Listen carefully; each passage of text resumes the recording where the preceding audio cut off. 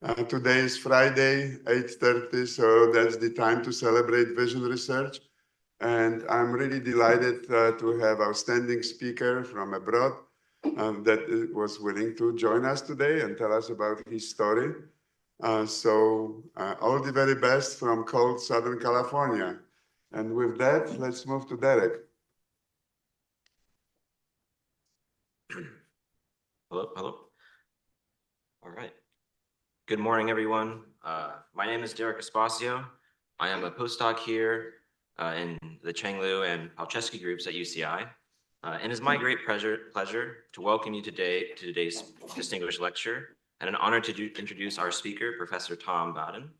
Professor Baden holds the position of Professor of Neuroscience at the University of Sussex and is the founding director of the Sussex Center for Sensory Neuroscience and Computation. He and his research programs have made significant contributions to our understanding of vertebrate vision and synaptic computation. His group works at the intersection of evolution, vision, and synaptic computation. As a young scientist interested in the study of evolution and visual systems myself, his efforts to tackle the broad and open-ended research questions that evolution entails is truly inspiring.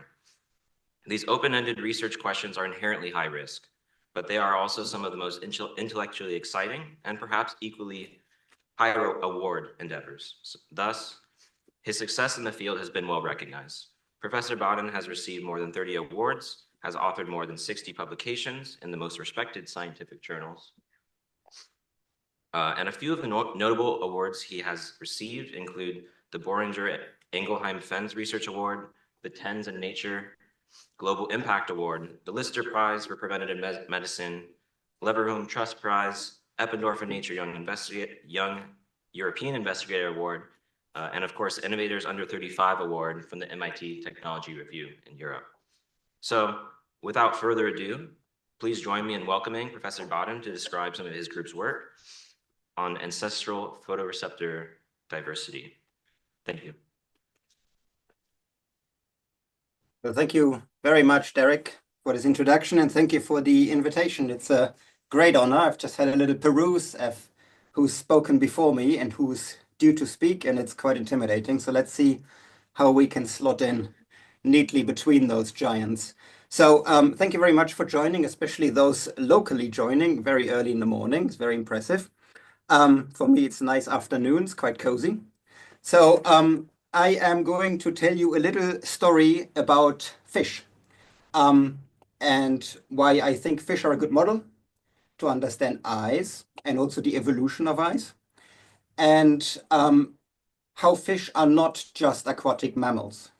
Rather, I think fish are a little bit closer to what might have once been the original solution to vision of the vertebrate lineage, and indeed most visual lineages. So by studying fish, the idea is that we can maybe get an idea of where things come from and where we as mammals have deviated and invented and maybe lost some features. So without further ado, the title of my talk, Beyond Color Vision, it's a little bit, it's sort of addressing what I would call a mistake of the past. So we have, when I started my lab something like 8 years ago, I came from a mouse lab, Thomas Euler's lab, and I thought, wouldn't it be nice to switch back to zebrafish? I previously worked briefly on zebrafish. The mouse field was starting to get a little bit crowded. Zebrafish field was a little bit more open, and I thought, okay, wouldn't it be nice as a new lab to sort of find a little niche in that space? And then we were looking around a little bit of what had and hadn't been done with zebrafish, and turned out that color vision, and specifically sort of the physiological basis, the neuronal basis of color vision in fish, was a little bit of an empty space. So we thought that's a nice place to start. So I moved to Sussex. We built some 2-photon microscopes. We built some stimulators. We started stimulating baby zebrafish with patterns of light that differed not just in time and intensity, but also in wavelengths. Basically in the hope to sort of understand how color vision in a fish works and what that might tell us about broader brain functions in general. And well, long story short, the results from all of that work is I don't really believe in color vision anymore in quite the same way that I did before I started it. And that's not to say that fish don't see color or we don't see color. Of course we do, and of course fish do. I'm just starting to doubt that this is what much of the machinery of the eye is for, especially when it comes to cones and spectral diversity. And instead, I think it's much more deeply rooted to solve elementary tasks that the visual system is faced, specifically in the water. What we're starting to converge on now, I think, in the lab with ongoing work, is that the architecture of the retina of the fish isn't just an aquatic version of what you might find in a mouse or in the primate, but there are some quite fundamental differences, especially in the way that the cone systems interact with the rest of the eye. With that little introduction, let me sort of jump to my first slide. This one, which I think illustrates how we generally think about color vision quite nicely. The reason that there are a bunch of chuckles in the room is, of course, because you intuitively get what this picture is showing, right? So, Mr. Stewart here, if you look at him with your rods, because humans and indeed most vertebrates only have one type of rod, one spectral type of rod, that means that we are pretty good at grayscale vision, but because we can't make a spectral comparison, we don't have two data points in spectral space. Color vision is something that we can't do if only the rods are active. However, during the day, we get the benefit of using the cone system, and the cone system in the humans, as it happens, comes in 3 spectral flavors. That means we get 3 spectral data points, which we can use to not combine, which would give us grayscale vision, but we can use them to contrast the signal and extract intensity-independent spectral information, and that's what you would call sort of the ingredient of color vision, color opponent circuits, color vision currency. That is nice. And what it sort of tells us in a very simplistic way is that the presence of multiple types of cones that have different types of opsins in them enables color vision. And I think that's fine. There's nothing wrong with this logic. And so what you might have is a little schematic here where you take your cones and you can combine them. You can still do grayscale vision very nicely, which drives most things that eyes do. But you can also contrast them, and then depending which one you contrast and how, it gives you different color opponent channels, and that can drive certain behaviors that animals have, which depend on the spectral information. However, what we, I think, lost sight of a little bit is that just because the presence of something enables something, it doesn't mean that that's what it's for. So we sort of assume that because the cones are there and they give us color vision, that's what the cones are for.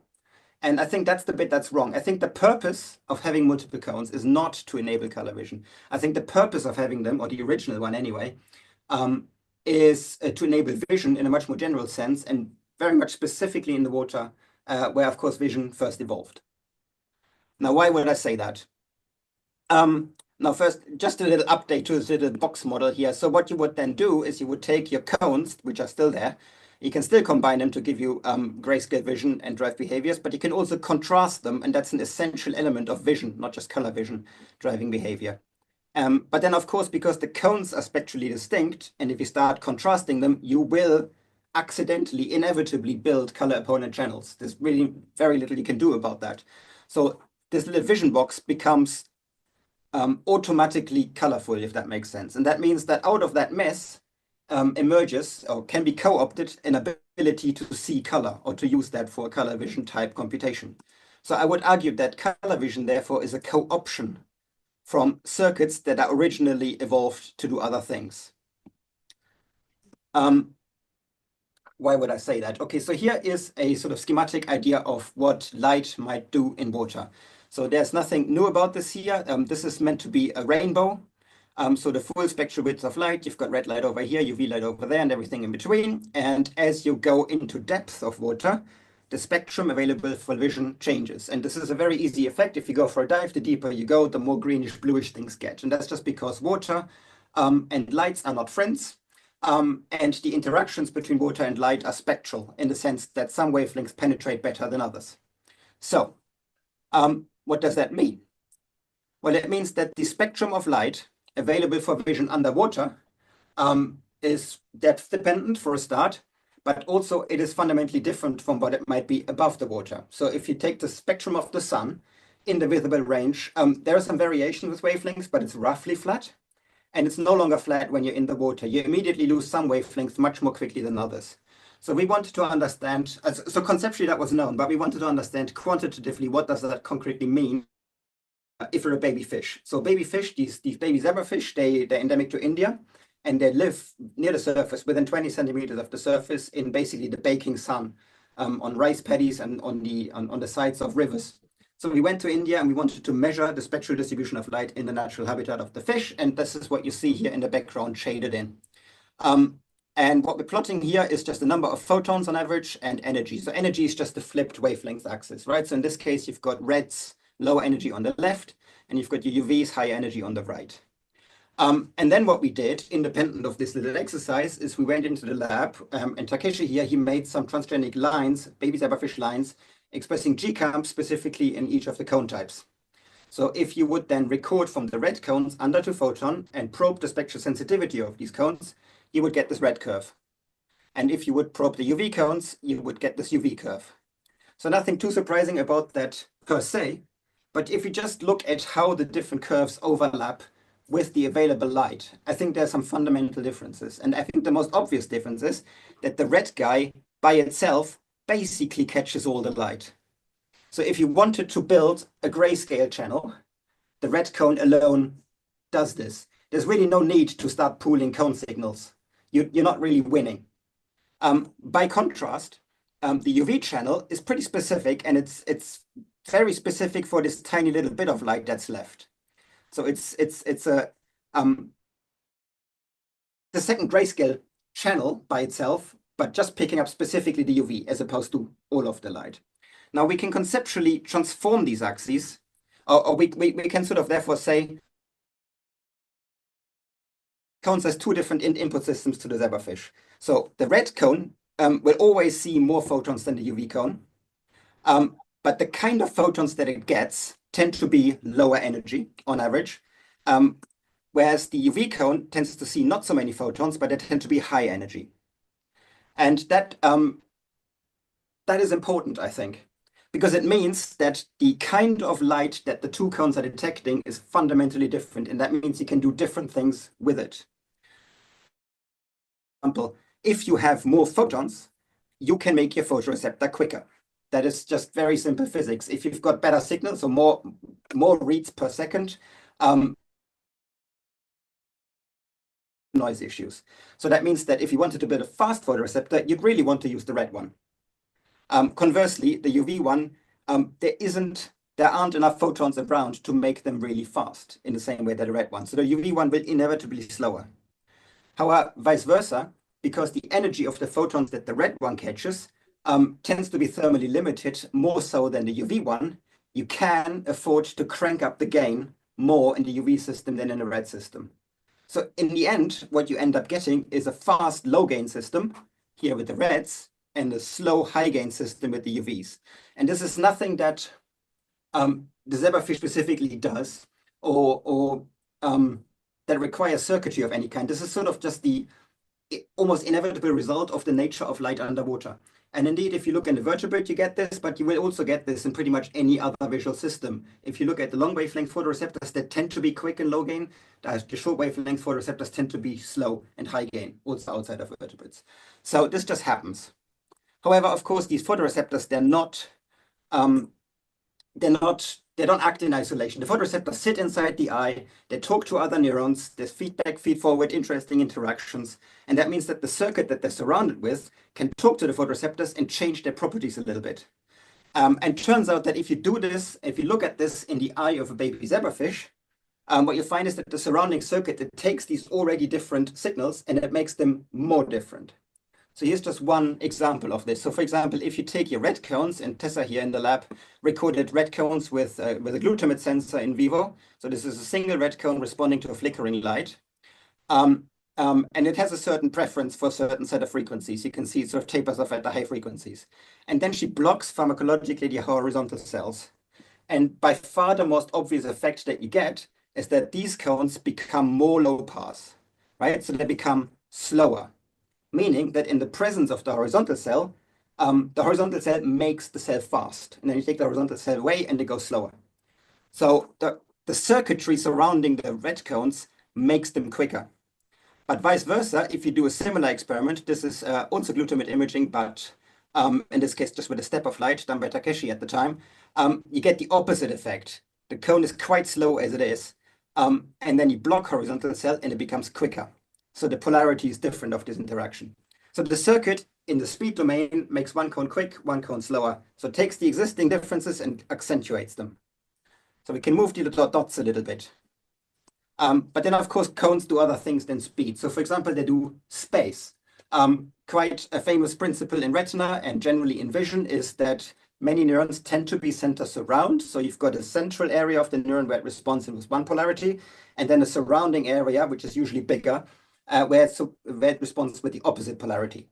And we looked for center surround organization within the red cones. This is now again by Takeshi here with calcium imaging. And the experiment is quite simple. You just record from a red cone and you play on a screen little bars, little small bars, about 2 degrees, which is roughly the resolution of a single cone, as in the physical size of the single cone within the eye. The eye is quite small, hence the resolution is a bit bad. And depending where you put the bar, you don't get a response, except for one bar that hits it nicely, then you get your response, and the next bar again not. So it's clearly got a narrow center. But then what you can do is you can flip the polarity of the stimulus, and you can find a position, and I should point out this is a different cone. This always confuses people. This is a different cone, but you can find a position where you can flip the polarity of this of the cone. So instead of hyperpolarizing, it becomes depolarizing, meaning that this is the surround. So there's nothing particularly surprising about this. It basically just means that red cones in the eye have a center surround organization, much like we think cones generally do. However, we tried the same thing for UV cone and it just doesn't work. They don't have a surround that we can detect.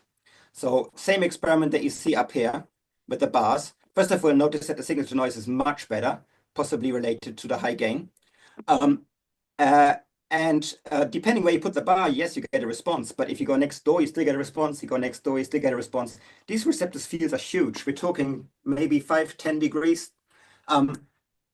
We've played a lot with this kind of configuration. We've put on drugs, we've played with a stimulus, we've done whatever we could think of. We can't get a surround out of these. We can't get the receptor field smaller either. And we think what is happening here is that this is actually not the photoreceptor itself, but this is optics, right? So when you build an eye, you can't, it's really hard to build an eye that's perfectly in focus for all the wavelengths simultaneously. So there will be chromatic aberration, there will be scatter, there will be effects that are wavelengths dependent. And if you want to have sharp, spatially sharp vision in one wavelength, you kind of can't have it in the other wavelength as well. So what the fish has done, clearly, is it's focused the eyes within the reds so that the red system is nice and centers around, and then the UV system ends up blurry. Okay, but then fundamentally what that means is that you don't just have a fast low gain fast low gain versus high versus slow high gain system, but also in the space domain you've got one that makes that helps spatial discrimination of features and one that actually blurs them. So yet another difference between these two systems. Now, if you sort of conceptually take this, you map them onto what's here. This is a GoPro video just that we recorded in India. It'll give you different kinds of signals, right? It'll give you a detail channel where it's quick and you've got nice spatial resolution. You can basically, it shows you everything that can be seen because it records all the photons and then it makes a nice, it builds a detail channel. If you do the same thing, and this is of course fake data here in the sense that I've just modulated the video to sort of represent what I think the UV cone should be representing, it'll give you a blurry in space, blurry in time, and probably quite high gain difference type computation, right? So it'll accentuate as the fish are nearby, it accentuates the sky, but essential details are lost. So these are two fundamentally different ways of seeing the world. And I would posit that the benefit of using those two ways of seeing the world go beyond an ability to see color, right? Of course, you cannot take your red and your UV system and contrast them and see some sort of long versus short wavelength contrast, but you could equally, and perhaps more usefully, take your red cones and wire them into things like motion vision circuits and things like that. You take your UV system, you wire them into thread circuits, and I don't know what else. It would make sense if the fish did that. Okay, So we call them a detail and a sensitivity channels. They're both brightness channels, though, in the sense that they just tell you how many photons there are. They don't tell you much about the wavelength by themselves. But then, of course, the fish has 4 cone photoreceptors, the entire set. So the ancestral state of the vertebral retina is 4 cones plus rods. And the red and UV are these, but then it has the greens and the blues in between as well. And what we did in this paper that's here on the screen is we measured the spectral sensitivity functions of those as well in the live eye. And turns out that unlike the red and UV, both of these cones are strongly color opponent. And the color opponency comes from circuit interactions with the horizontal cells. If you block the horizontal cells, they just give you opposite shaped tuning junctions. So we published this at the time. We basically suggested that this is a really cool color vision type computation that the fish does at the first synapse of vision, where other species might maybe do it at the second or the third, or maybe in the brain. So it's sort of arguing that the fish does color really early. And while that might still be true, I'm starting to think that's not the main reason this is happening. So let me just show you what you can do with color. So if we go back to our little rainbow, the rainbow doesn't just work from up to down. It also works along the water column as you're swimming. And the effect is basically that anything that's near you, you can see color, but anything that's far, you can't see color. It's a very striking effect. It's pretty obvious once you notice it. If you go for a snorkel, this is just what the world looks like. Color is always in the foreground, not in the background. And what that means is that you can use information about how colorful something is to make a decision about the distance. Now that seems like a pretty fundamental and important thing for a fish to be able to do. Perhaps more important than understanding to what extent a conspecific is red or not.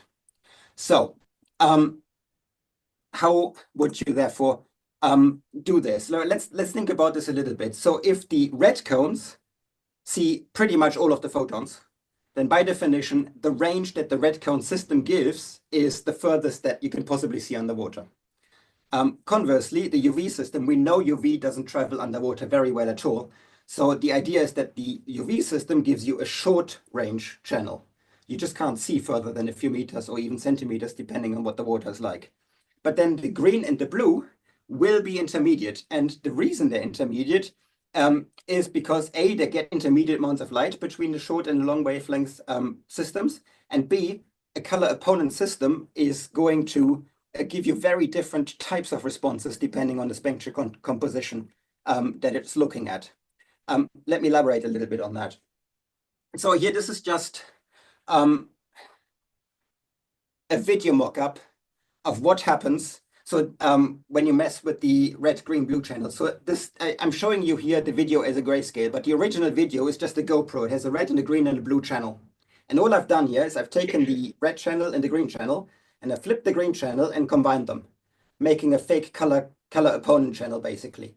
And if you do it for the green and for the blue, and you play a little bit with the blur as well, notice the distance effect that generates, right? So for example, in this color opponent green-red channel here, the background is completely blurred out, but the foreground, whenever the fish swims past, it gives you a very strong foreground effect. And here, this guy gives you a slightly different foreground effect. So just by virtue of having this color opponent way of detecting the world, it gives you basically foreground accentuation. Now, with that in mind, we could then say, okay, great. So we've got these channels, and we should really think of them as parallel feature channels, right? We've got a detail channel, we've got a sensitivity channel, we've got these color opponent, foreground enhancing, something channels. So you can imagine you take them as the input, you combine and contrast depending how you need to build systems downstairs, and then you feed that into visual and behavioral circuits. Now that's of course not particularly satisfying. So what I'm hoping to do for the rest now is to unpack a little bit how I think it actually works. So if you think of vision as in this case the retina, I would argue that there are 2 different systems in play. The system that I would call the core system, and the core system is just the red together with the rods that tend to be associated in all kinds of interesting ways across species. You can ask me about that in the question, but just take my word for it that the red goes with the rod. And that basically gives you high resolution vision, and that drives some, or in perhaps some cases, most visual behaviors that animals have. And then in parallel to that, you've got this high sensitivity channel, which gives you some sort of behaviors. There can be interactions, but they're maybe not essential for some of the key functions that eyes do. And I just want to point out that this system here is what we would call vision in humans, or basically in any mammal, because mammals have lost the middle two cones, right? So what ancestrally is the red cone in humans just becomes the red plus the green cone because of the opsin expression, co-expression thing. So this is still our high resolution vision. And then what is ancestrally the UV cone becomes what we call in humans the blue cone, but it's just an ancestral UV cone with a blue opsin in it. Yeah. So this is human vision. But then what I would argue happens in between. Sorry. And before I move on, what's in between, and if you look across vertebrates systematically in terms of which opsins and or photoreceptors we think they have, and there's some room for jiggle in this because usually it's based on the opsin, not on the knowledge that the photoreceptor exists. But if you just take that, across species, rods and red cones, even though they get spectrally tuned quite freely across species, tend to almost always the only species that I'm aware of that have systematically lost red cones still have rods. These that tend to be deep sea animals or ones that live in dark environment. And otherwise, the system is always there, which kind of implies that vision without the system is not possible. Conversely, or a little bit like it actually, the UV system is usually there. Often it gets blue tuned depending on the species, but it's usually there. But it's lost a little bit more frequently. So for example, sharks, rays up here, they've lost it. Marine mammals have lost it.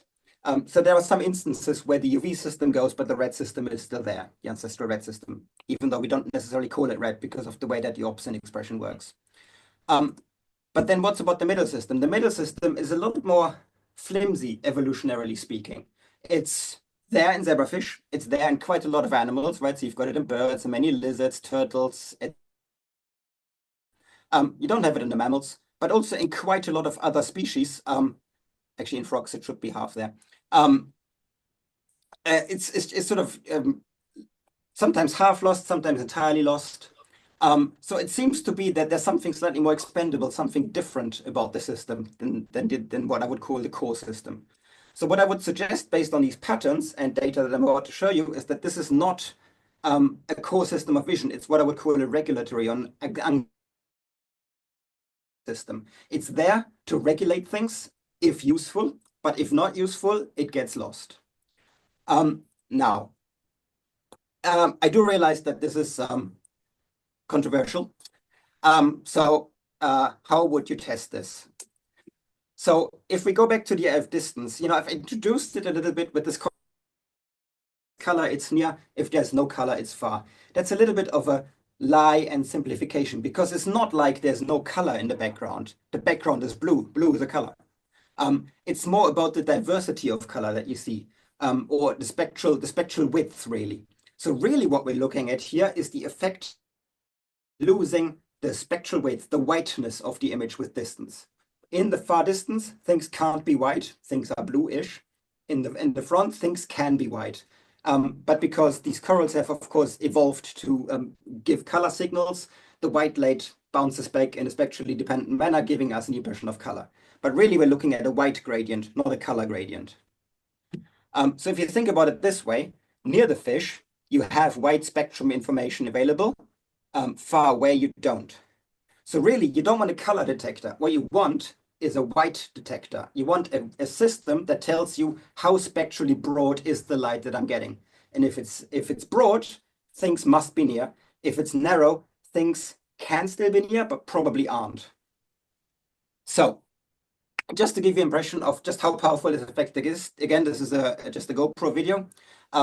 But I think it makes the point quite nicely. So this is the original color. Don't mind the artifacts. That's just the GIF compression. You can see that in the color channel, everything's a bit reddish, greenish, brownish here in this image. But of course, we can extract the brightness information and it looks like this. And to a human, the brightness basically can see pretty much everything that you can see in the color channel just without the color. But what we can do is we can also use this original color image to just compute how spectrally broad is the information that we're getting. So the white here means white, and the purple here means not very white. And hopefully you can appreciate that this white effect is a very nice distance cue, right? So in the front, everything is super white, everything in the distance is not so white. And noticeably also that these particular bits of vegetation here, as they come into focus, as the camera goes through the scene, they're starting to get more white, right? So like the green or brown structure here, green or brown seen by us, is actually expanding in the spectral width that we can use to see it. So wouldn't it be cute if the fish could use this to judge distance? How would the fish do this? So here's a little thought model. So if we are thinking about an idealized spectrum of light. So if this is wavelength, here's short, here's long, idealized spectrum of light might look like this. It's very broad. So this would be very white. We call it whiteness equals 1. And then as distance applies, we start to narrow it. And usually you narrow it not very symmetrically, but a little bit asymmetrically. So this compared to this guy. Now, what would happen if we take this spectral information and we pass it to different kinds of spectral detectors? We pass it through a color opponent system, or we pass it through a non-opponent system. And remember that the red UV system are non-opponent, and the green-blue systems are opponent in the fish. So if you pass this white signal through an opponent system, well, you get nothing, because the opponency, if it's nicely balanced, will cancel, and you get no signal out of these cones.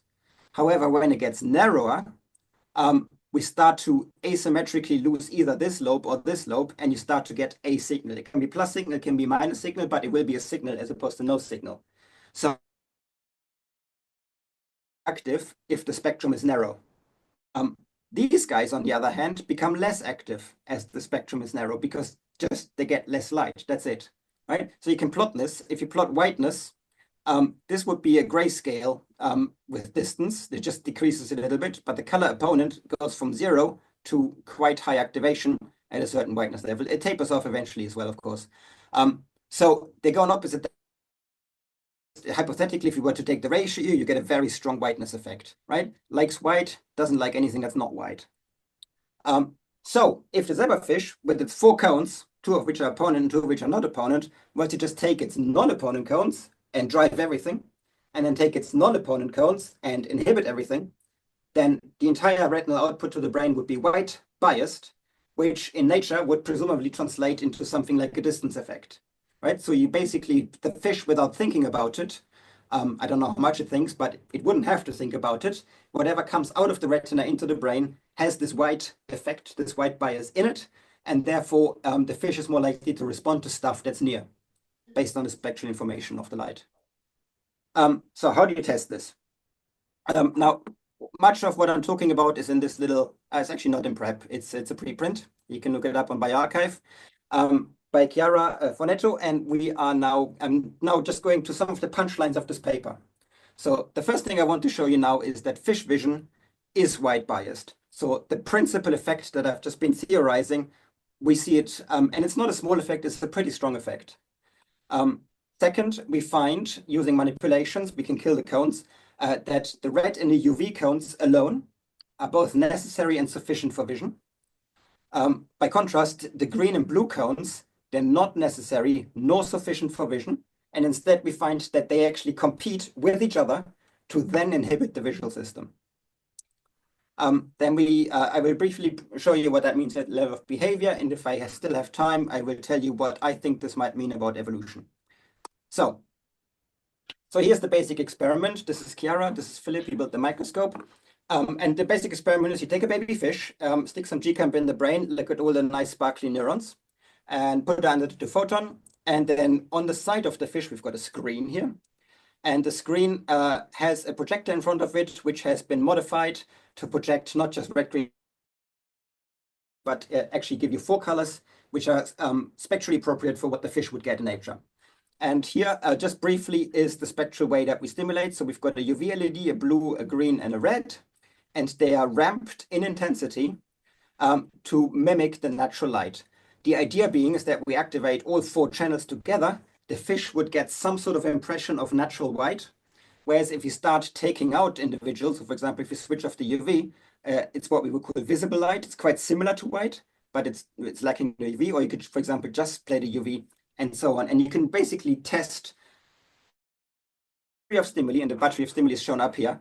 And what happens in the brain with the representation of the stimulus if you mess with the colors in this way. So the stimulus, very briefly, is just a moving grating. So that'll test things like optomotor, optokinetic reflex representation. Then we've got basic off and on transitions, just to see light and dark transitions. Then we've got moving dots, bright moving dots and dark to moving dots. These are sort of prey capture type stimuli that the fish are known to respond to behaviorally. So here's the sort of data you might get. This is just 4 example cells from a single fish. So for example, here's a grating cell, it responds to the gratings and not much else. Here's a dot cell, responds to the light dots. Here's an off cell, here's an on cell. So with this kind of data, what we can do is we can take each individual cell and we can say, what kind of cell is it and where in the brain does it sit? And we can map this. So this is what it looks like in white. So what you see here is the 2 tecta of the brain. We're stimulating from the left, so we're expecting the right tectum to fire. And specifically this bit of the right tectum, which is the retinotopically aligned bit. And for example, when you play white, you get quite a nice number of grating responses and quite a nice number of light dot responses. You also get off and on responses, but I actually noticed that they tend to be all over the brain, suggesting that this is not just the eye contributing, or it's a distributed system. It's certainly not quite the same circuit. This is with white, nothing too surprising here. But now the question is, what happens if you start messing with the colors? So for example, if we now, instead of white, if we just take out the UV, which in terms of the number of photons we're removing is negligible. It's a couple of percent, maybe 5% or something like this. So you'd expect intuitively, I think, that not a lot should change. Yet when we do the experiment, we just take the UV out. This is what we get. The grating response is almost completely toast, right? We're like down to 15% relative to this white condition. The light dot response is essentially gone. We're down to 3%. You can barely see it on the map here. The off response is fine. The on response is a bit reduced, but it's still there at least. Okay, so this is a pretty dramatic effect in how the visual stimulus is represented. UV. But then you might say, okay, but maybe this fish is just really likes UV. And therefore, if you just play UV, that gives you all the difference. So we tried that. And this is what it looks like if you only give it UV. With the gratings, you don't rescue the response. In fact, it's even slightly worse. With light dots, you rescue it a bit, but nowhere near 100%. In this case, you actually lose a bit of off, not so much the on. But the point remains that if you were to add up these cells and these cells, you're nowhere near the white response, and the same for the light dots, implying that there's something about the visual system that is just better at white than sets of white if you add them up. Now, of course, we didn't just try this for 2 or 3 colors. We tried this for all kinds of color combinations. So here on the left, you see white, and then versions with different bits missing. So for example, if you show everything except blue, it's still worse, but that's the best one. If you just show UV, nothing much happens. If you just show red, and this is an interesting one because this is sort of a very classical stimuli that people like to use in zebrafish because red doesn't interfere with your two-photon microscope. Notice how the grating response, I mean, yes, there are a few cells that respond, but it's completely different from the white. So clearly there's a white bias here. It wants white, and if it's not white, it doesn't like it. For the light dots, you get pretty much the same picture, except that UV by itself has a chance to recapitulate some of the white response, even though it's not the only. So clearly there's a white bias in the system. Now, this is a wild type, or well, it's a GCAM fish, but it's otherwise unmanipulated. But then now, because this is a baby fish, what we can do is we can start to mess with the actual cones. We can kill them using nitroreductase. So here is just for reference, just the gratings and the light dots, and I'm not going to talk about the ons and off now because they're a little bit less interesting with this regard. So these spatial temporal patterns that we get, which are retinotopically aligned and clearly come from the eye, there's no other way to do this. They work nicely in white, and all the stimuli here now are white. They work nicely in white, and if you take out the red cones, this is what happens. You kill the red cones, the grating response is almost completely toast. The light dots is almost completely toast. Here's a quantification of that, right? So this is just, the stars are against 0, right? So this is significantly more than 0 in the control. And then if you take out the red, it stops being significantly more than 0. For the dots, it's still a little bit more than 0, but it's clearly a lot worse than the white response. right? So the conclusion from this experiment is that if you kill the red cones, the fish doesn't see very well anymore, even though the other 3 cones are still there. But then you might say, okay, but you've destroyed things in the eye. Maybe everything goes wrong, right? But that's not true, because when we take the green cones, we get actually, if anything, the opposite effect. So first of all, the grating responses and the dot responses are still there. And if anything, certainly the dot responses are actually higher than the white, right? So you take out the red cone, the fish goes a bit blind. You take out the green cone, not only is the fish not blind, if anything, it has a stronger representation of spatiotemporal patterns in the brain. You take out the blue cone, you get kind of the same thing as for the green cone, but now the dots are a little bit better and the gratings are a little bit accentuated, the dots not so much. You take out the UV cones, it's toast again. Okay, so the conclusion from this then is that the red and the UV are really, really important for vision, and the green and the blue, who knows what they do, but you can it seems fine. You can take them out, and visual system seems to be somehow okay. If anything, more strongly responding. Just to control, when you start taking out both the red and the UV, then it's proper chose, right? So for example, here in the UV, even though this is not significant, you still have a few responses left. You take out the red as well, it's completely gone. Conversely, if you take out the middle 2, not only is it not gone, you get nice accentuation and all kinds of other effects that I don't have time to talk about. But basically, you can absolutely take out the green and the blue cones together, and the visual system of the fish seems to be sort of fine. Very surprising result. What's also kind of cute is the zebrafish, they have a very strong visual ecologically driven need to hunt light dots more than dark dots, and that's reflected in their brain response in white. So basically, these baby fish, they hunt paramecia. Paramecia gets illuminated from the sun. They scatter. They end up being brighter than the background, and therefore you want a bright dot detector for hunting. So they're not very keen on dark dots, and that's also represented in their brain. However, when we take out the system here, we start getting dark dots, right? So we're starting to unmask responses that the eye, the visual system generates. They're just not represented in the presence of these photoreceptors. So together, what that really implies is the red and UV together drive things and necessary and sufficient for vision, but the green and the blue cones are not only not sufficient nor necessary, they also seem to be, if anything, inhibitory rather than excitatory from a sort of driving visual responses in the brain perspective. Now that's very surprising. So we wanted to further understand what that really means in terms of how these cones really come together to achieve these effects. So what we've done here is we've played a bunch of color combinations again. And because we have the spectral tuning functions of the cones, we can predict what each of the cone types in isolation should respond to all these color combinations. So it gives you 4 complicated curves, basically. But we can do linear combinations of these 4 complicated curves in order to try to explain the white response that we get here and the grating response and the response of the double ablated fish.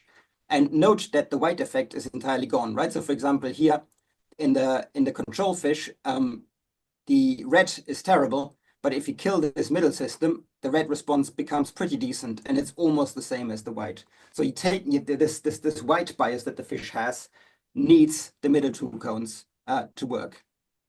So what we've done here is we've taken all of these curves, and to cut a long story short, we fit a model and we can work out the likely cone contributions for the different brain representations that we measure.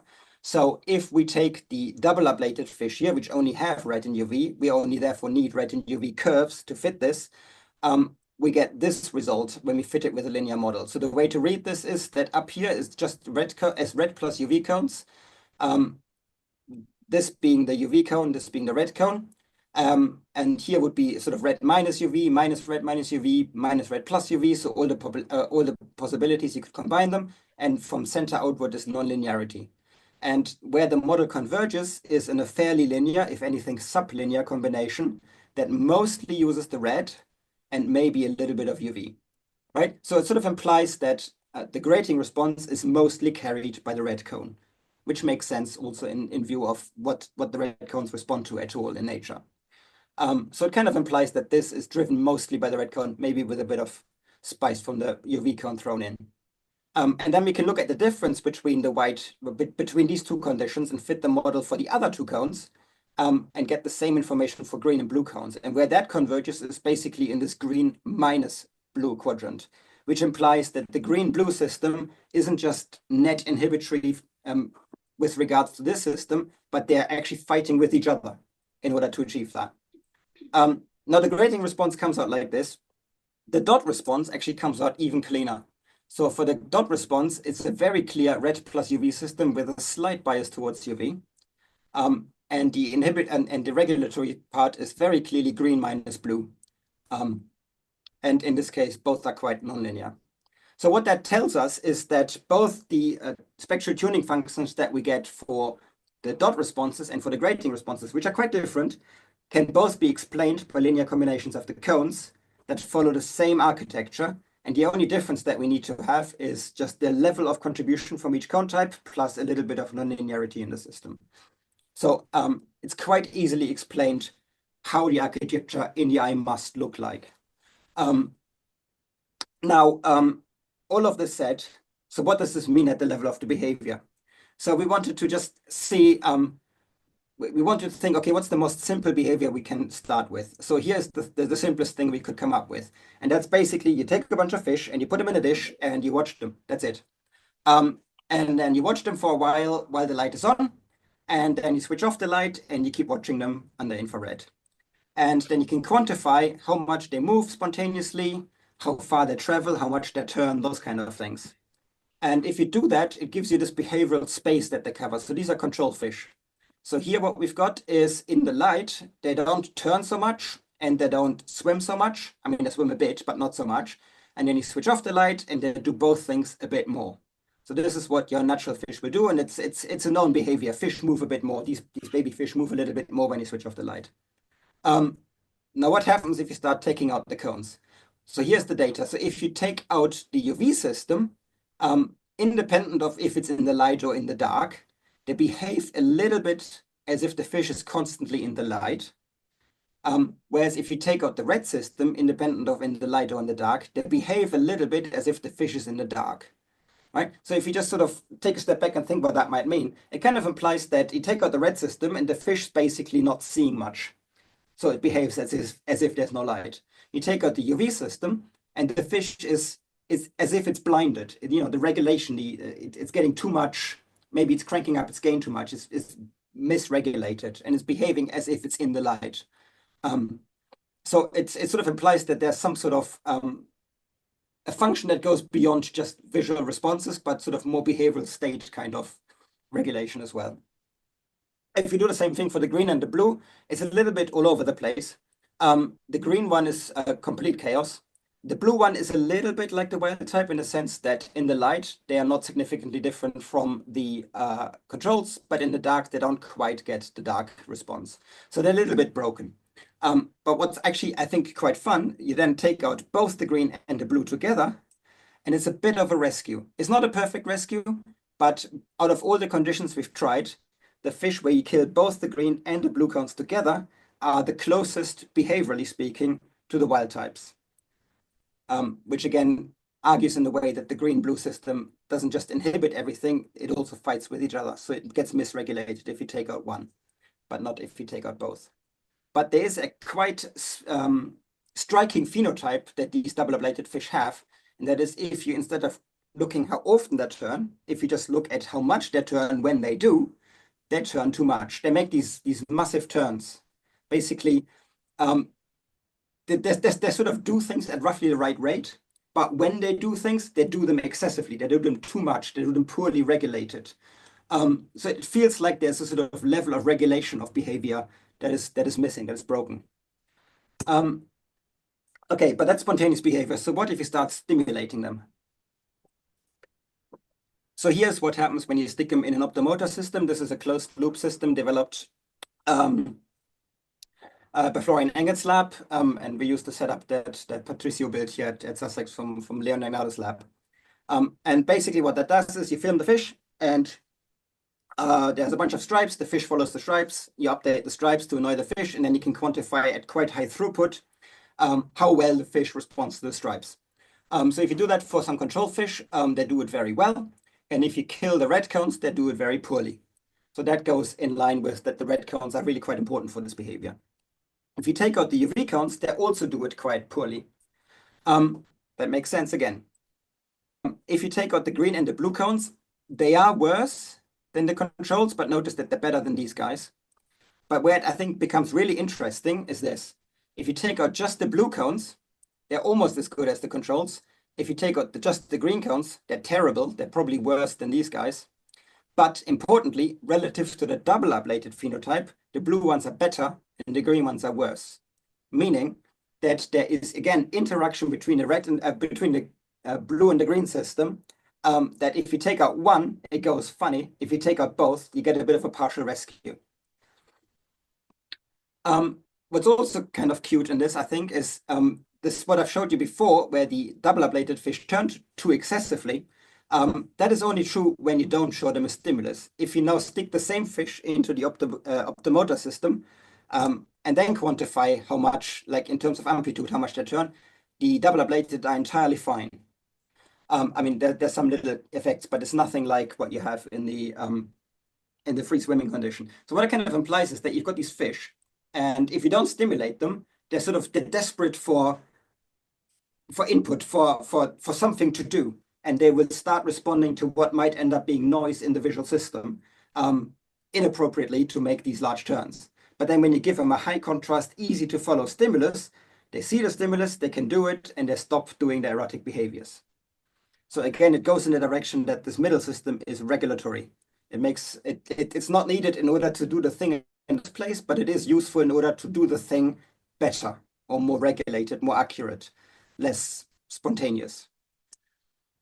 One last behavior. So this is phototaxis. The reason we looked at phototaxis is because we thought that's probably one of the most ancestral behaviors we can think of that almost certainly predates vertebrates. You don't really need an eye for phototaxis either, right? You can do it with any sort of photoreceptor systems. There's plenty of species out there that do it without an eye. Of course, zebrafish use their eye for phototaxis, but it sort of implies that the system might actually predate all of this stuff. So if you do a phototaxis experiment with a control fish, it might look something like this. So if you show it UV light, they go to the light. You show it blue light, they don't go to the light.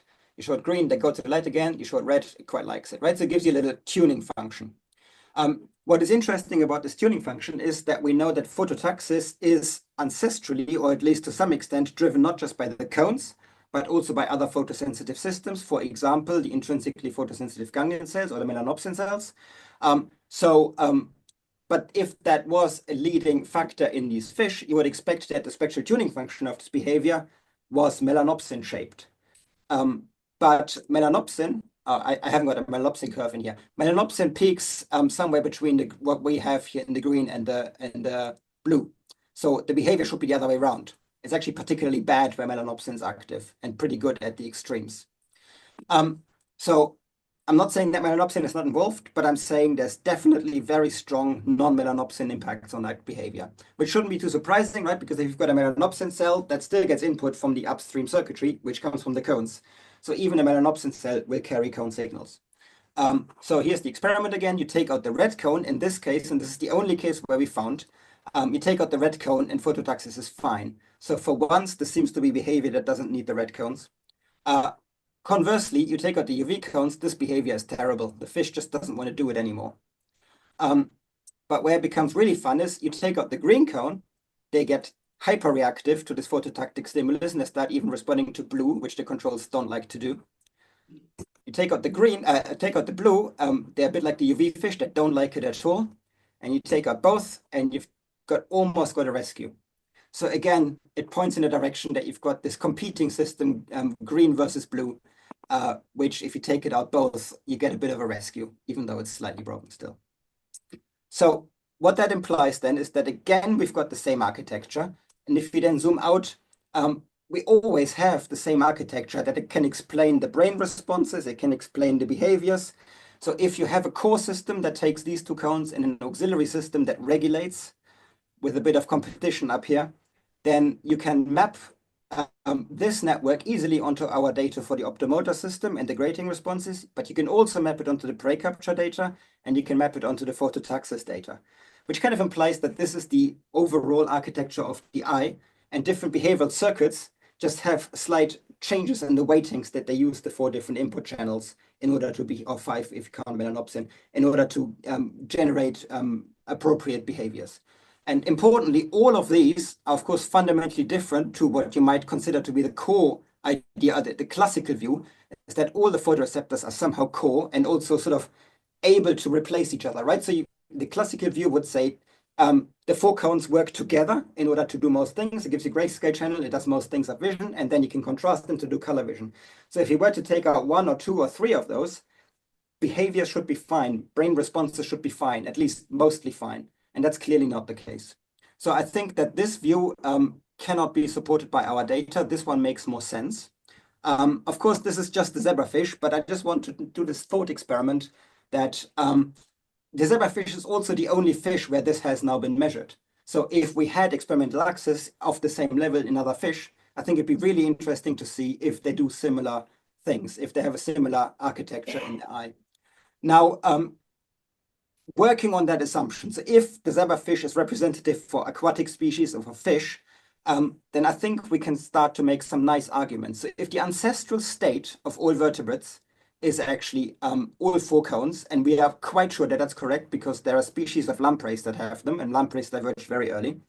Then if the ancestral state is to just do this contrasting system, red UV versus green blue, then all of these fishes have a chance to still have it. Some of these lineages have lost subsets of these photoreceptors, but both the ray-finned fish, so that includes zebrafish, but that's most fish basically, but also the lobe-finned fish, which includes the lungfish, which is the closest fish relative to us, they all retain the system, so they could all principally use a similar strategy.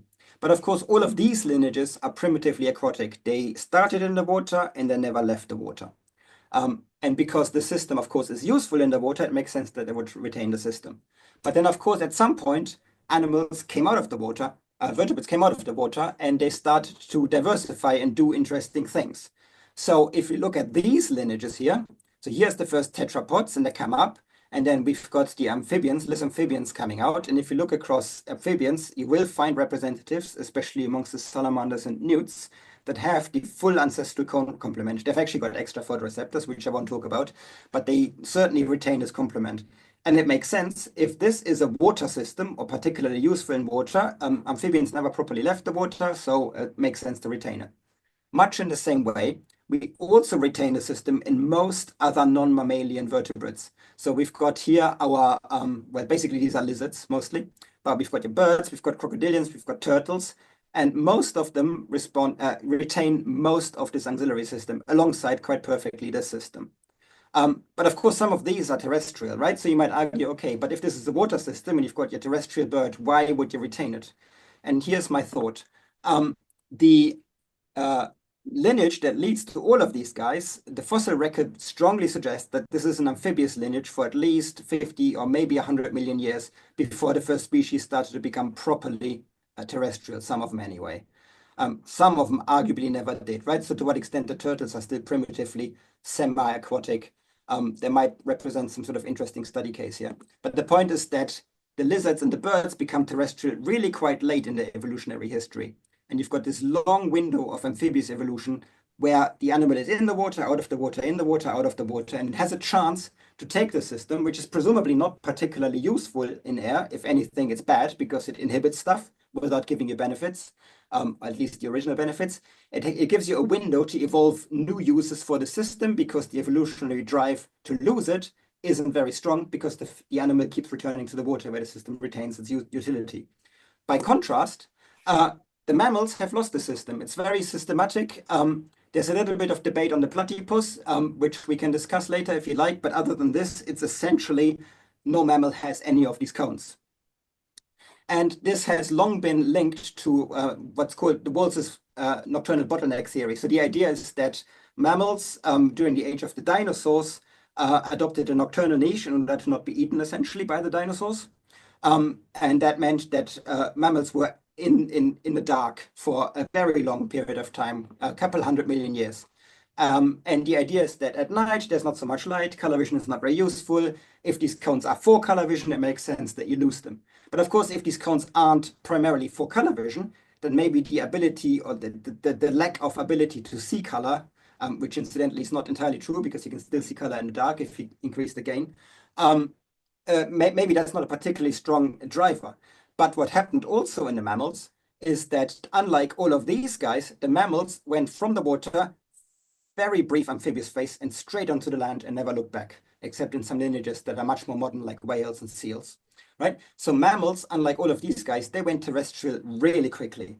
And if you go from the water where you have the system on the land, where the system is probably bad, it gives you signal to noise issues because it's inhibitory on average, you can expect that there's a very strong selection pressure to lose the system, right? So instead of changing the circuits that the fish had in order to make them useful for vision on land, which clearly these species have done, otherwise the system would be dead, the mammals didn't get a chance, the system was lost, and that's it. And that means that mammals very early in their history might have lost these cones, contrary to this nocturnal bottleneck, which links to nocturnalization. So that's my idea of what this might mean. And just to take it one tiny little step further, and I know that I'm out of time, so I'm about to stop. I just want to talk a little bit about the architecture of retinas. So if you look at any retina, you will always see a bunch of photoreceptors, bunch of bipolar cells, amacrines, ganglion cells, all of that. And they come in different types and different numbers with different distributions in different eyes. So you get different versions of basically this blueprint in different vertebrates. In zebrafish, you've got your 5 photoreceptors and then something like 25 neurons that get inputs from these photoreceptors. So there's a divergence of 5-fold. And then these guys diverge a little bit more when it comes to the amacrines and ganglion cells, which sort of form the second layer of the retina, the next layer of the retina, but that's only 2-fold. So most of the expansion happens here. That's not true in mammals, because what happens, the mammals, of course, lost the middle system. So what happens to the first layer and what happens to the second layer? And if we just take mouse as one very well-studied example, the first layer dramatically shrinks to conserve the type 5 divergence. It's pretty accurate. It's roughly times 5, it's 0.553 or something, the divergence ratio between the types here. So it has the same divergence ratio by reducing the number of first level interneurons. But then what happens at the second level is you get a dramatic expansion. Rather than times 5, you're going times 7. So mammals have way, way, way more amacrine cells than fish, or than zebrafish anyway. We don't know much about other fish. And one reason this may be true is that, okay, these mammals, they leave the water, they lose this regulatory system. The regulatory system basically gives you little tricks to see better in the water. For example, to have distance effects, that sort of thing. Doesn't work on land. You lose the system, but you still need to make distance decisions. And you need to make complicated decisions about foreground versus background motion, all of these kind of problems that you don't really have in the water because of the way that light works in the water. So you need to evolve new ways of solving these previously solved tasks in the water. And I would posit that it is perhaps this what drove the expansion of amacrines in our lineage. And that makes our retinas look so different from the retinas of fish. So, of course, there's some speculation in this, but I just wanted to leave you on that note. And thank very much the people involved. I should update this photo. This is Chiara, who did most of the work that I talk about. And this is an old photo of the lab. And here's the funding. So I thank everybody for their attention and apologies that I'm slightly over.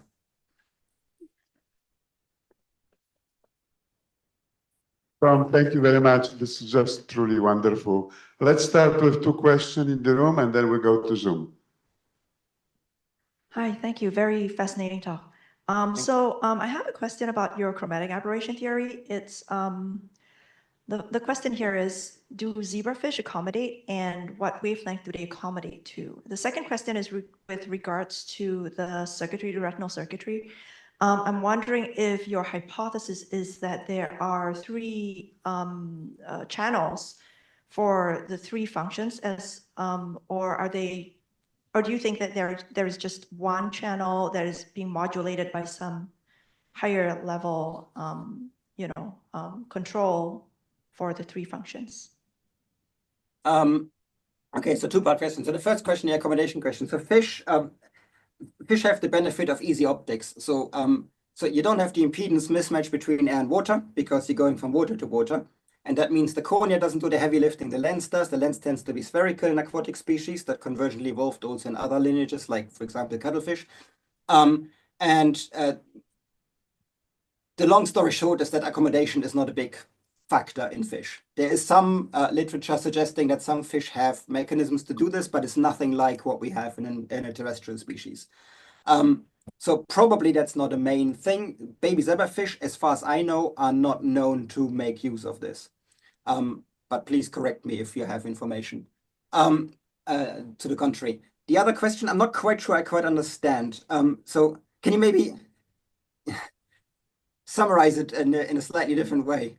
So Oh, okay. So I'm thinking about mammalian system. Like, in the primates, we think that, center surround goes into the V1 and then V1 combines them into like the gratings and, you go higher and higher level functions. But it seems like in your case, in a retina, the retina is doing all the three functions from model behavior to phototaxis to prey catching, and they are using very different types of combinations of those cones. So I'm wondering if all of that heavy lifting, all of that different functions go by the same circuitry, the same channel, which is just being modulated, or they are going by three different independent channels. right. So I mean, so in mammalian system, we've got to be slightly careful between what we might have in a primate or in a human and what we might have in a mouse. I think there's some important differences. But if we go with the extreme, which is sort of the human primate solution, the vast majority of retinal output in the primate comes from midges and parasols. It's something like 80% of the retinal output. And those are what I would call very general feature encoding systems, right? They've got a bit of center surround, they've got a certain speed, they've got a certain size, they tile the retina in interesting ways. They even encode spectral information accidentally, right? Because of the way that the cones feed into the system. So basically using just 4 output channels, you kind of have most of vision right there. And then, of course, there's other channels in primates that do important things, but the vast majority of the heavy lifting has been carried by those general encoders. This is a very unusual strategy. The same cells in mouse are numerically much reduced, they're called alphas. And the mouse has what we think is a much bigger type diversity at the level of ganglion cells, and also to some extent amacrines, I think. So the mouse is perhaps what I would consider more of a typical mammal, even though I'm not quite sure we quite know what that means yet. And in that case, it's quite clear, I think, that at least different ganglion cells have different behaviorally relevant functions that in some cases are pretty dominant in terms of driving behavior. So for example, the on-direction selective system drives eye movements fairly independently of the brain. In other cases, it's not very independent. So I think there's a little bit of a task division, certainly within the ganglion cells. But I would posit that if you have something like a fish, much of these decisions can, at least in principle, be made earlier in the circuit, which might take some of the heavy lifting of these decisions away from the brain, which can then focus on other things. And of course, the brain of a fish is a lot less numerically complex than the brain of a mouse, most fish anyway. So to some extent, I guess that as a rule of thumb, more stuff happens in the eye, less stuff happens in the brain. I'm sure some fish people will hate me right now, but I think there's a bit of truth to that. I don't know if that answers your question. Thank you very much for your talk, and I agree it was very, very interesting. I'm a human psychophysicist, and it was very refreshing to see how it all started. But coming from with that lens to your talk, I was throughout your talk really missing the stimulus manipulation, which is not color. In the mammal system, we know that spatial frequency really matters. And at the very beginning of your talk, you showed the center surround flip experiment. L-cone showed the center surround, but then you argued UV didn't because it was focused on L, so it was blurred. So I wonder whether if you would correct for spatial frequency and measure at each peak, whether some of the effects you're showing are actually not color, but simply spatially driven. Again, this relates to the accommodation question, this relates to refraction. These are well-known effects in the mammal and human system. So I wonder whether you could comment on this, whether you did any spatial frequency manipulations. So the short answer is no, we didn't. It's I think a good idea to try. What other people have done certainly is played with the speed of stimuli and the grating sizes and that sort of thing. And there's pretty clear, smooth tuning functions. Like the that emerged from that. And what we did basically is we went into that literature and took the numbers that work the best based on other people's experience, and we just stuck with that. I agree that changing these parameters may shift the balance between our effects. I think this is something worth trying. I'd be really surprised if it explains them. And I think the main reason that is first, we've got, this is not published, but we've got receptor fields in bipolar cells in different wavelengths. And while there are some size effects across wavelengths, they're not massive. So I'd be surprised if this is a major feature. And the other is the cone killing. You know, if the cone is gone and a certain thing happens or doesn't happen, I think it's pretty strong evidence that the different cones do end up being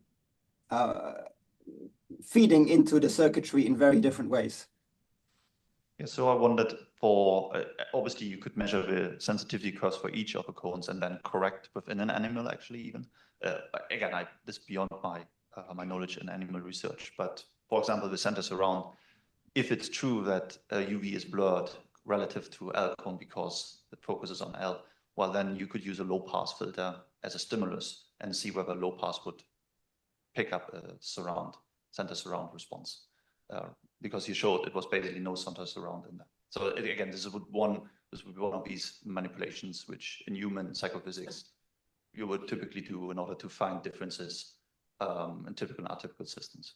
Yeah, it's certainly a good idea and worth looking at. I should maybe caveat also that we've got some idea of the spatial organization of the red and UV cone system. We don't yet have that same information for the middle two cones.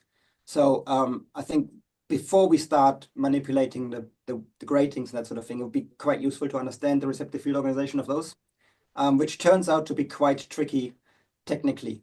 But we're trying. So maybe within a year or two, we'll have some sort of thought on that. All right, and we have two questions from the Zoom. Anand Swaroop. Yeah, hi, Tom. Fascinating talk, and I learned a lot. I think it's probably a naive question, but then I saw the second question, which sort of partially overlaps with what I was thinking, and maybe it's not so naive. So what I was thinking is that, your idea of this aquatic to terrestrial is good one, but your experimental system, the way you are doing the experiments with zebrafish, is sort of very different than what happens in nature. In nature, you have depth, you have colors, you have all kinds of movement and everything else going on. And the photoreceptors, that what you are doing is you are sort of combining the output from all same kind of cones into one. Isn't it possible that different photoreceptors within the retina and different parts of the retina have very different functions, and maybe the blue and the green have different functions in depending on where they are localized in zebrafish. And again, I don't know much about zebrafish or the kind of things that you're doing, but I was just wondering, I was reminded of Claude Desplan's beautiful work about fly photoreceptors and talking about polarized light, something what the second question was saying. But not only that, but also if you change the environment in your dish, means you sort of have a more, I don't know, it'll be hard to do those experiments. You provide a little bit of depth and a little bit of color to that. Would your data change? Will the results that you're going to get be same or different? Yeah, so there's some interesting directions of this question. So one, so for sure the retina is regionally distinct. To some extent, we control for that because we always look at the same part of visual space. So we're always looking at the same set of cones. So it is true that it might be worthwhile looking at different part of visual space to see if these effects repeat. Of course, that doesn't really apply for the behavior, right? Because this is sort of, we don't have a screen in the same way. Especially just the spontaneous behavior, right? There's no screen, there's just light or no light, or the phototaxis. It's just, yeah, but the behavior may change if you provide some color in your system, means some multiple colors, just like what you show in your slide. in the coral reef. I was thinking of that. I think if you provide that kind of system to those zebrafish, how will they react to that? Yeah, so we have tried a version of that, and I'm just wondering if I've got the data here. Let's see if does this work? Okay, this doesn't work. This is surprising. Tom, we have many more questions, so let's get the question and answer a little bit shorter. Yeah, okay. So the brief answer is we've started doing outdoors experiment with Optomotor, trying to change the distances. And we were stopped in the middle because it was winter and the sun stopped being there. So because we wanted the sun is there. So now that the sun is starting to be out again, we're trying these experiments again. All right. And Robert Paul Markle. Yeah, hi, thanks for the talk. And one thing that you didn't touch upon that I believe is important in terms of regulating visual capabilities in fish is polarized light detection. And gosh, you have these double cones that seem to be awfully important in that particular kind of a process. And I'm wondering whether your middle cones that might have disappeared might have done so because those cues are less relevant, perhaps, to mammals and other sorts of animals? So that's a really interesting question. So the problem with polarization vision in vertebrates is that the jury is a little bit divided on how strong the effect is. And so in adult fish, of course, you've got the red and green cones forming pairs and often spatially regular, and that might give you a substrate for polarization vision.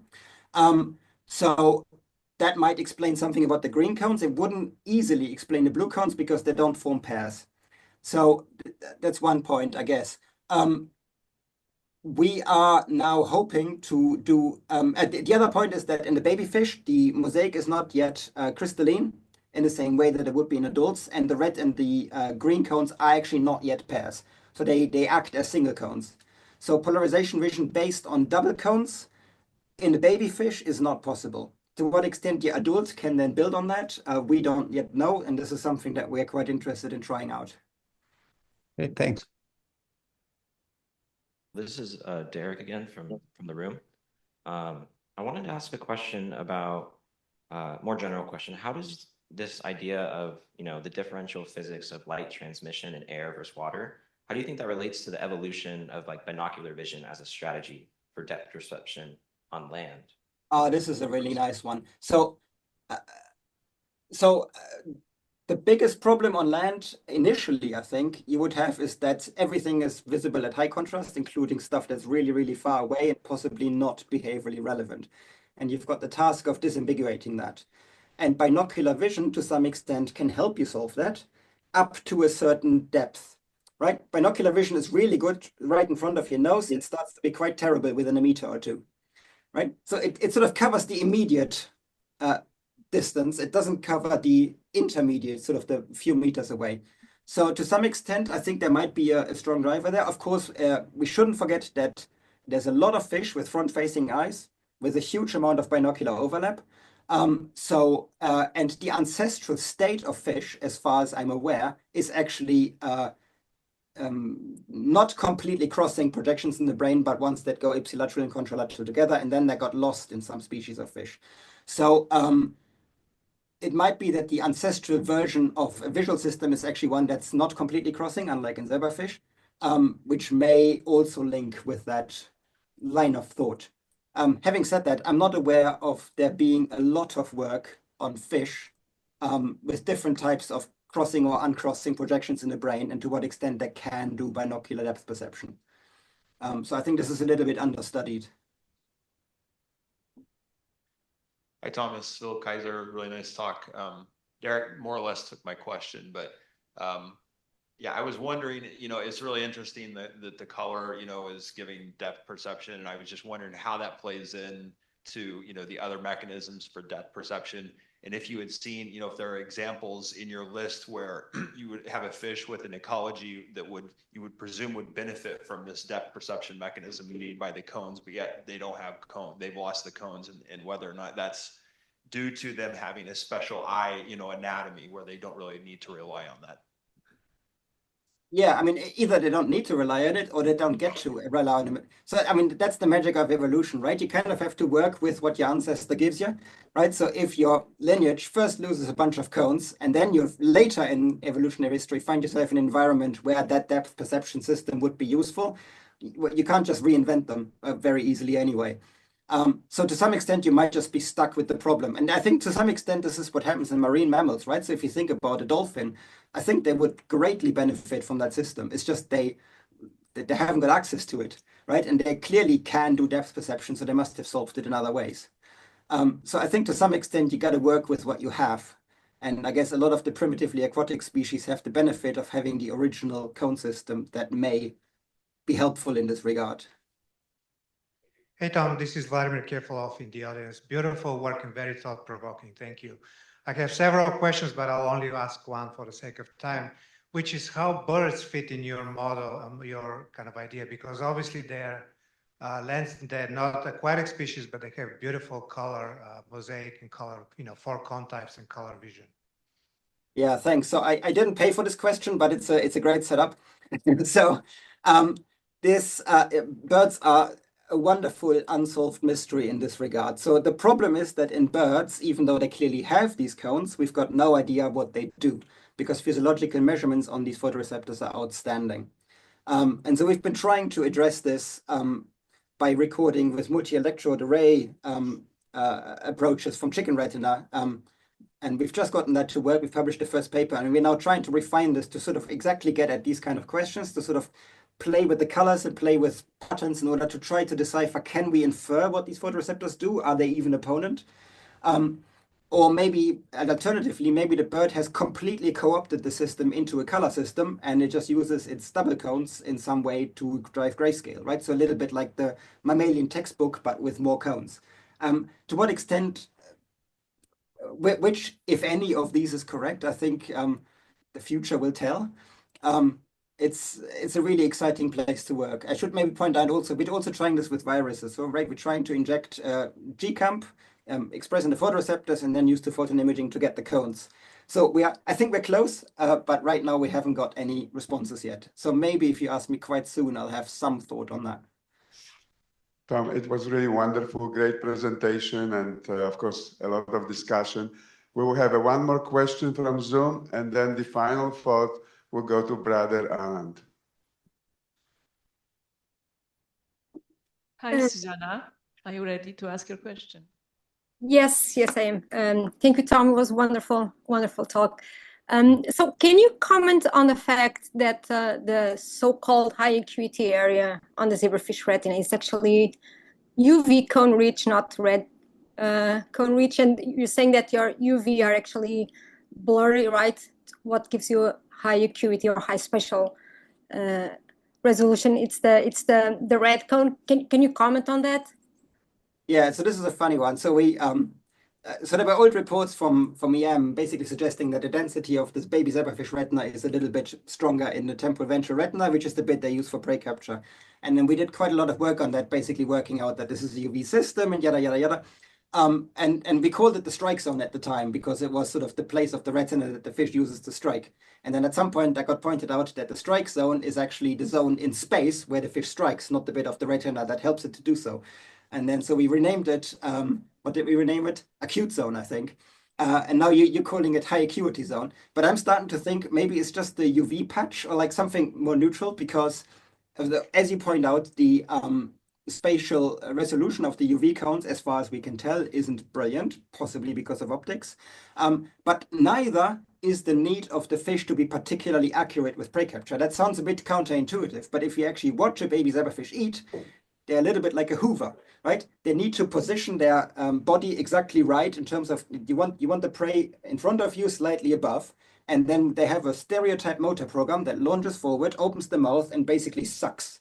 And then anything within a cone of a few degrees will just get sucked in. So if you are accurate in knowing where the prey is to a few degrees, you will probably easily be within that cone and eat, right? So you don't need. Yeah, it's not like a mouse or a primate where you need to be exact right, otherwise you miss. I think it's more of a Hoover kind of approach, if that makes sense. Yes, thank you. So maybe you shouldn't call it a high acuity or not really for high spatial resolution. I'm sure we're going to go through multiple iterations of silly names for that thing before someone comes up with a better idea. Thank you. All right, as promised, ladies and gentlemen, Brother Anand. Thank you, brother, for putting me on the spot. This is sort of amazing. Very nice talk, Tom. And I think what is fascinating to me is that how many of these different types of photoreceptors sort of have gone through so many iterations during evolution. I mean, you were talking about aquatic to terrestrial, but just, I mean, in mice, you have only two kinds of cones. So where are the L cones or whatever, right? And same thing is true in many other rodents. There are uh, different numbers or amounts and sort of their regional specialization within the retina. I think it's just fascinating. And being a molecular biologist, I like to think, how these different kind of molecular changes evolved along the way. And I was just wondering if, you said about loss of UV cones, but how about something that fascinates me is change of this so-called S cones or blue cones to maybe more rods. That's what happens in nocturnal. Have you thought about or any more ideas you want to elaborate on that we can learn from? Possibly. So are you talking specifically about amphibian, the extra rod, or are you No, I was talking about generally? more like mammals, like, in mammals, mice have only two kinds of cones. I mean, Yeah. they don't have alcones. So where did alcones go? And then where did they come back from and what happened? So do you have any, and how did these extra rods evolve in many of these? Do you have any ideas? And So I mean, yes, the mice have two cones and they don't have L cones in the sense that they don't have a LWS opsin that is sensitive in the long wavelength, but they still have the LW opsin and they still have the LWS cone, right? So it's the ancestral red cone which has green shifted because of the opsin, because of the molecular composition of the opsin, the sequence of the opsin. And then on top of that, it has in the ventral retina a UV co-expression. So the mouse has actually a really weird system. You've got this high resolution system still in place, like in all mammals, which is built on the ancestral red and presumably the rods. But the opsins that drive it are spectrally different from what might have been the ancestral state, whereas the UV system is pretty much the original. I think we need to be careful to talk about the type of neuron rather than the spectral sensitivity that the neuron happens to have, if that makes any sense, right? So it's, for example, if you look across the different main opsins expressed in vertebrate photoreceptors, all except for the SWS1 opsin, you can all molecularly tune them to be sensitive at 500 nanometers, right? So if you want a 500 nanometer detector, you can do it with a red cone, with a green cone, with a blue cone, or with a rod, right? So you have choices. So that it makes it slightly confusing to use the spectral sensitivity of the opsin in order to assign what the circuit is. And so this is, the mouse is a nice example really for this. So for example, the mouse has this, has the ancestral UV cones, but it also has the UV sensitive ancestral red cones in the ventral retina. But I think they probably do different things. So if I'm just going to jump straight to, so here's a nice little representation done by Thomas Euler's lab of what a green system would see and what a UV system would see in the mouse view. And hopefully you can notice that above the horizon, the UV system gives you these really beautiful silhouettes, which in the green are a little bit more foggy, a bit more cloudy. So this one actually gives you, to some extent, better definition.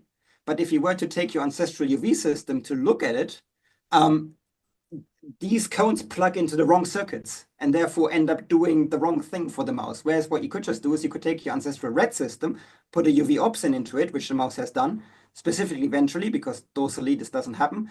And you can drive your ancestral red system in a UV kind of way, if that makes sense. Right? So I think opsins and photoreceptor types, we need to think of them as a mix and match system. Yeah. I hope that helps. Thank you, Tom.